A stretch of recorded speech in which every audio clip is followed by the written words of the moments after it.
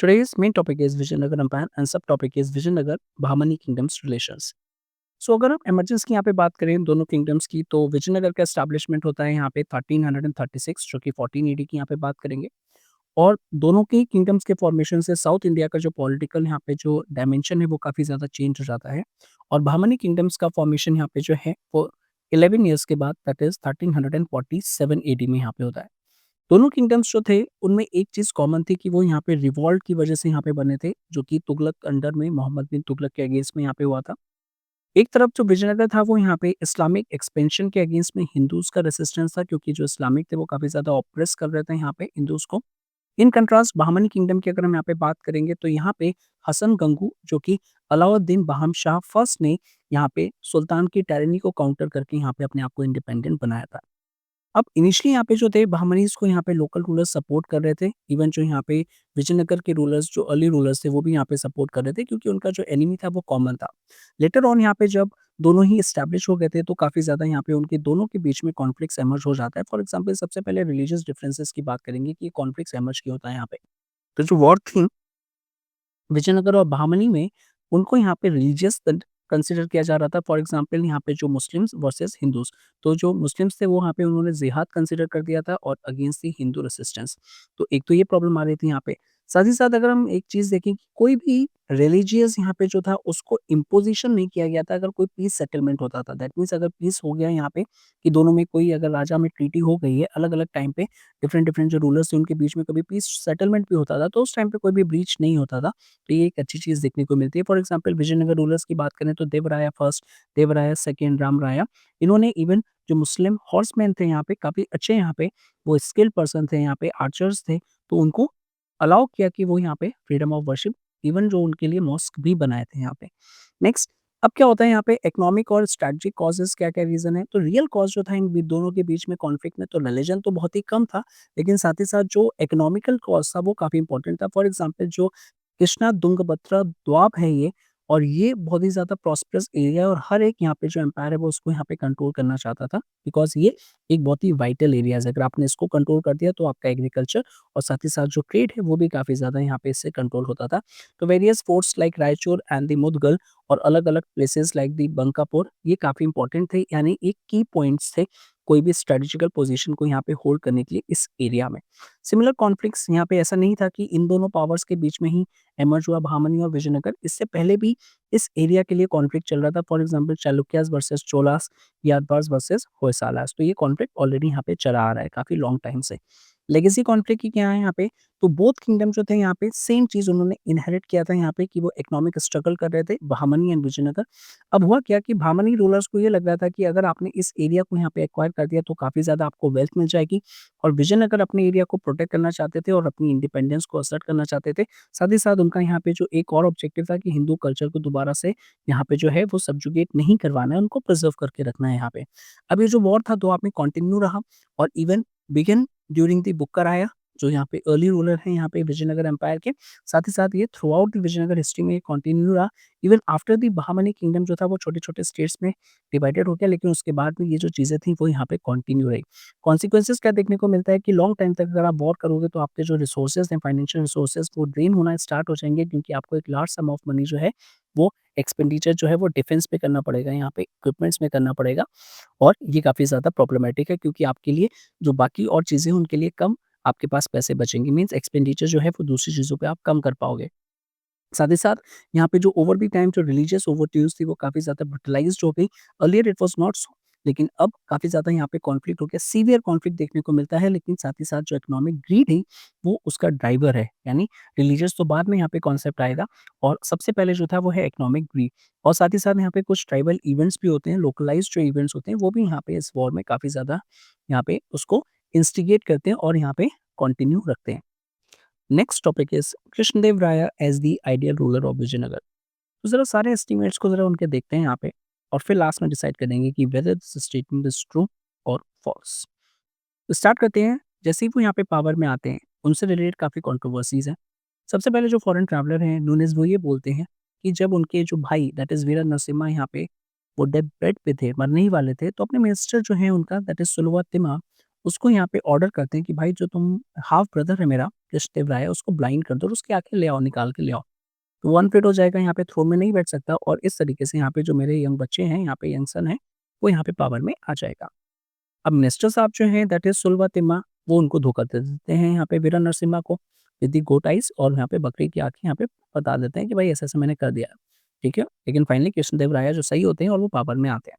दूसरा यहाँ पे कॉन्ट्राडिक्टरी लोकल ट्रेडिशन ये बोलता है कि वीरा नरसिम्हा खुद चाहते थे यहाँ पे कि कृष्णदेव राय जो है वो सक्सेसर बने उनके यहाँ पे और वो लीड करें यहाँ पे विजयनगर एम्पायर को। तो इससे रिलेटेड यहाँ पे कंट्रोवर्सीज़ दोनों ही थी यहाँ पे। उसके बाद में जो भी यहाँ पे है लोकल ट्रेडिशंस के अकॉर्डिंगली अलग है और वैसे यहाँ पे नॉर्मली अलग बोला जाता है।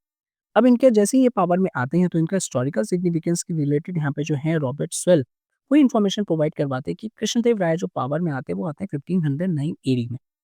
और इनकी जो रेन है, उसमें काफ़ी ज़्यादा विजयनगर को प्रॉस्पेरिटी और सक्सेस मिलती है। यानी ये जो कैंपेन करते हैं, एनेक्स करते हैं, प्रॉस्पेरिटी लेके आते हैं अपने अंडर में और ये जो यहाँ पे जो ऑब्जेक्टिव है एम्पायर का, वो काफ़ी ज़्यादा यहाँ पे जो भी ये चाहते थे, वो ये अचीव कर लेते हैं अपनी पॉलिसीज़ के थ्रू। तो काफ़ी ज़्यादा एक बहुत ही प्रॉस्पेरस और बहुत ही इंटेलेक्चुअल रूलर्स के तौर पे ये जाने जाते हैं।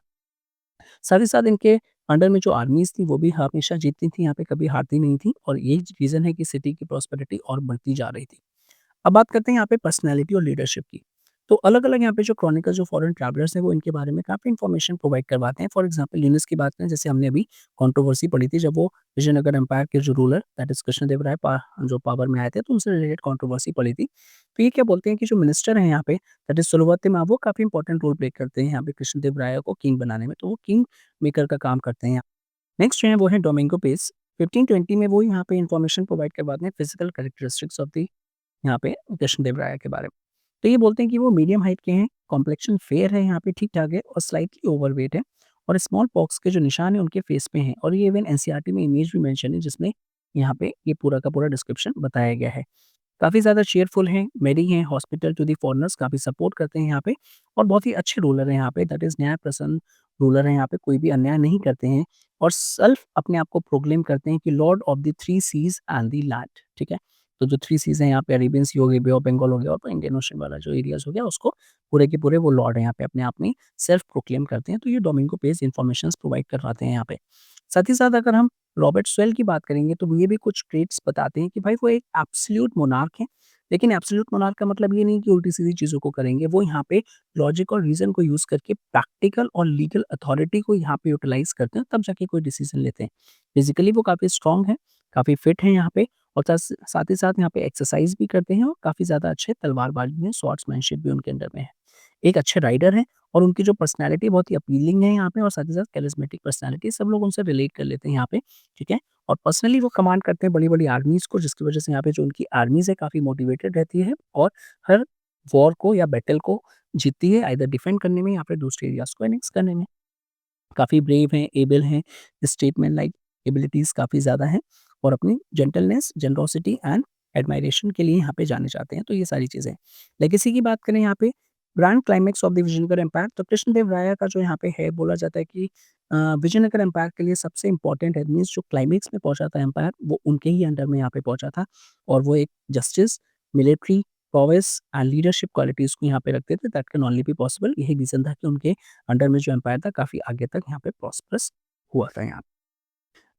Next topic is Krishnadeva Raya's challenges, campaigns and the leadership.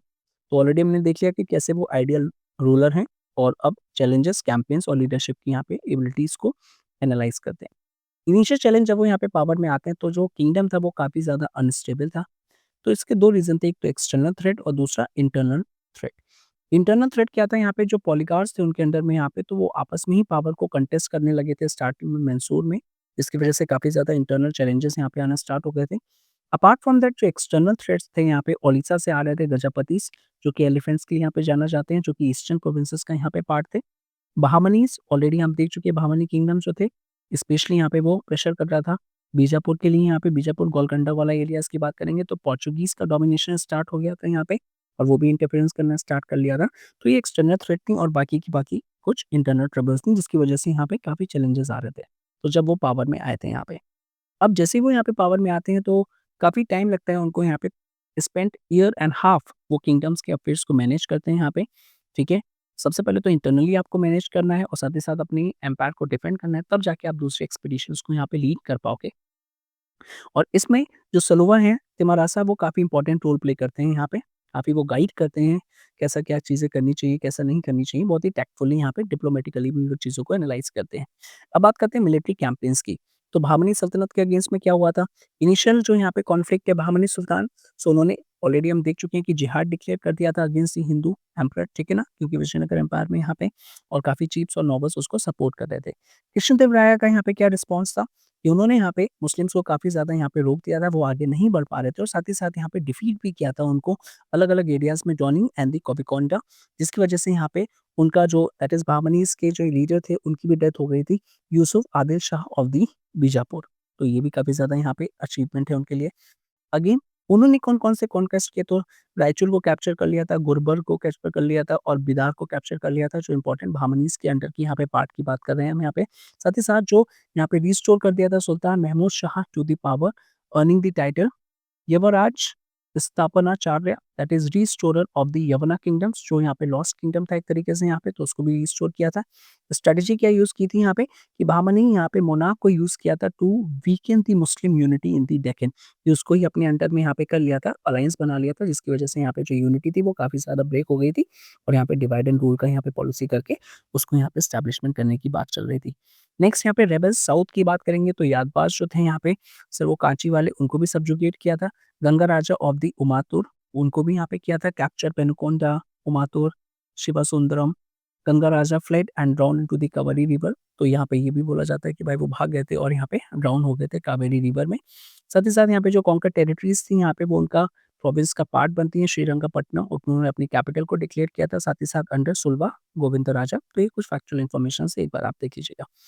Eastern campaigns कहाँ-कहाँ की थी? तो ओडिशा में यहाँ पे जो गजपतिस काफ़ी प्रॉब्लम क्रिएट कर रहे थे, तो 15 से 12 और 19 तक यहाँ पे उनके साथ यहाँ पे कॉन्क्वेस्ट कर रहे थे। फॉर एग्ज़ाम्पल ऑब्जेक्टिव की बात क्या थी कि उदयगिरि को यहाँ पे कंट्रोल करना है, रिकवर करना है और कोंडाबिदु को यहाँ पे कंट्रोल करना है। आउटकम क्या हुआ कि विजयनगरा के सोर्सेज़ ये इन्फॉर्मेशंस प्रोवाइड करवाते हैं कि भाई उन्होंने यहाँ पे गजपति रूलर्स प्रताप रुद्रा को यहाँ पे हरा दिया था और ओडिशा के रिसोर्सेज़ जो हैं यहाँ पे दैट मीन्स जो इन्फॉर्मेशन है यानी जो सोर्सेज़ हैं वो इस इवेंट पे यहाँ पे वो कोई भी नहीं मेंशन करते हैं, साइलेंट है यहाँ पे कि भाई एक्चुअल में हमारे रूलर हारे थे या नहीं हारे थे। मीन्स उनके यहाँ पे जो कोर्ट पोएट्स थे और उन इन चीज़ों के बारे में और लिटरेचर में मेंशन नहीं किया गया है यहाँ पे, ठीक है? ओके, नेक्स्ट बात करते हैं यहाँ पे रिलेशंस विद द पोर्चुगीज़, जो थर्ड चैलेंज था यहाँ पे पोर्चुगीज़ वाला क्या चैलेंज था? तो यहाँ पे काफ़ी डिप्लोमेसी यूज़ की जा रही है, अच्छे रिलेशंस रख रहे हैं पोर्चुगीज़ के साथ यहाँ पे, क्योंकि जो पोर्चुगीज़ थे वो यहाँ पे ट्रेड करने के लिए आ रहे थे, पॉलिटिकल एम्बिशंस भी कहीं न कहीं उनके थे और इवन जो विजयनगर यहाँ पे जो रूलर थे वो पोर्चुगीज़ पे उनकी असिस्टेंस पे भी रिलाय करते थे, बिकॉज़ जो वो हॉर्सेस लेके आते थे काफ़ी अच्छी ब्रीड और क्वालिटी के होते थे। साथ ही साथ यहाँ पे जो मस्केटीर्स यहाँ पे जो हैं, जो गन्स हो गई यहाँ पे बड़ी-बड़ी तोपें हो गई, सर वो भी काफ़ी हेल्प कर रहे हैं उनको रायचूर दोआब को यहाँ पे कंट्रोल करने में और कैप्चर करने में इन 1522 एडी। इंजीनियरिंग एक्सपर्टीज़, क्योंकि उस टाइम पे इंडिया में मेडिवल इंडिया में तो बिल्कुल ही एब्सेंट था, साइंस एंड टेक्नोलॉजी बहुत ही ज़्यादा कम थी और इस टाइप की कोई भी मिलिट्री डेवलपमेंट्स में यहाँ पे उसको फ़ोकस नहीं किया जा रहा था। तो जो भी बाहर से लोग आ रहे थे, जो यूरोपियंस थे यहाँ पे, उनकी एक्सपर्टीज़ की हेल्प ली जा रही थी और उनकी टेक्नोलॉजिकल डेवलपमेंट को अडॉप्ट किया जा रहा था। साथ ही साथ यहाँ पे उसके रिटर्न में हुआ क्या था कि पोर्चुगीज़ को आप कंसेशंस प्रोवाइड करवा रहे हो, फोर्ट प्रोवाइड करवा रहे हो भटकल में यहाँ पे और एग्रीमेंट कर रहे हो कि भाई आपको वो यहाँ पे असिस्ट करेंगे against the Zamorin of the Calicut after Portuguese secured Goa from the Bijapur in 1510 AD. ठीक है? तो इस टाइप की इन्फॉर्मेशंस यहाँ पे हो रही हैं। अब जब ये काफ़ी ज़्यादा यहाँ पे आपका इंटरैक्शन हो रहा है तो कल्चरल एक्सचेंज तो होगा ही होगा। तो जैसे-जैसे पोर्चुगीज़ यहाँ पे आते जा रहे हैं, वैसे-वैसे काफ़ी ज़्यादा यहाँ पे जो है इंटरैक्शन बढ़ता जा रहा है यहाँ पे और ये कल्चरल एक्सचेंज भी देखने को मिलता है। तो लीडरशिप और लेगेसी की यहाँ पे बात करेंगे तो भाई एक वॉरियर की क्वालिटी भी है और साथ ही साथ डिप्लोमैटिक स्किल्स भी, स्टेट्समैन भी हैं यहाँ पे। तो मिलिट्री एक्सीलेंस तो काफ़ी अच्छी है ही, करेज भी काफ़ी ज़्यादा अच्छा है। साथ ही साथ यहाँ पे उनके जो सोल्जर्स के साथ यहाँ पे जो कनेक्शन थे वो काफ़ी अच्छे थे, क्योंकि वो खुद ट्रेन करते थे यहाँ पे और साथ ही साथ लीड करते थे यहाँ पे आर्मीज़ को। तो पर्सनली यहाँ पे जो थे वो सोल्जर्स अगर किसी को चोट लग जाती थी तो खुद देखने जाते थे, जिसकी वजह से जो सोल्जर्स है उनका मोरल काफ़ी ज़्यादा हाई हो जाता था कि इस टाइम पे यानी वॉर के टाइम पे एक्चुअल में एम्परर हमारे साथ हैं, ठीक है? तो वो काफ़ी ज़्यादा मोरल हाई हो जाता था, जिसकी वजह से आर्मीज़ जो हैं काफ़ी मोटिवेटेड फ़ील करती थी और काफ़ी ज़्यादा अच्छे से फाइट करके यहाँ पे जीती थी। इतना ही नहीं बल्कि यहाँ पे जो डिस्टिंग्विश्ड वॉरियर्स होते थे जिन्होंने बहुत ही अच्छा काम किया होता था या फिर अच्छी इन्फॉर्मेशन प्रोवाइड करवाई होती थी या फिर यहाँ पे जो एनिमीज़ हैं उनको पकड़ने में हेल्प की जाती थी या मारा जाता था तो उसको भी काफ़ी ज़्यादा यहाँ पे रिवॉर्ड किया जाता था। साथ ही साथ यहाँ पे foster devotion amongst the troop and enhancing their commitment. तो यहाँ पे डिवोशन का जो एलिमेंट था कि भाई लॉयल्टी और डिवोशन जो है वो आप अपने रूलर और अपने एम्पायर की तरफ रखिएगा तो ये भी काफ़ी इंपॉर्टेंट रोल प्ले करता है। तो ये भी इन्फ्यूज़ करने में वो काफ़ी सक्सेसफुल हुए थे। लेगेसी क्या है? काफ़ी सक्सेस यहाँ पे उनको मिलती है अगेंस्ट द एनिमीज़ जिसकी वजह से यहाँ पे वो है अपने एम्पायर को प्रॉस्पेरिटी की तरफ लेके जाते हैं, काफ़ी ज़्यादा प्रॉस्पेरस होता है, काफ़ी अच्छे से होल्ड करते हैं यहाँ पे और अनडाउटेडली वो यहाँ पे ब्रेवरी, लीडरशिप और अपनी लॉयल्टी ऑफ हिज़ आर्मी के लिए यहाँ पे जाने जाते हैं। साथ ही साथ यहाँ पे वो बैलेंस करना जानते हैं कि military might with the compassion and the strategic foresight. ऐसा नहीं है कि हर बंदे से आप फाइट कर लोगे या फिर हर बंदे को कंसेशन कर दोगे, डिपेंडिंग अपॉन बैलेंसिंग कि भाई कौन-सा इंटरेस्ट हमारा ज़्यादा जा रहा है, क्या इससे फाइट करना बेटर है या फिर इससे डिप्लोमैटिक रिलेशंस या फिर अलायंस बनाना बेटर है यहाँ पे।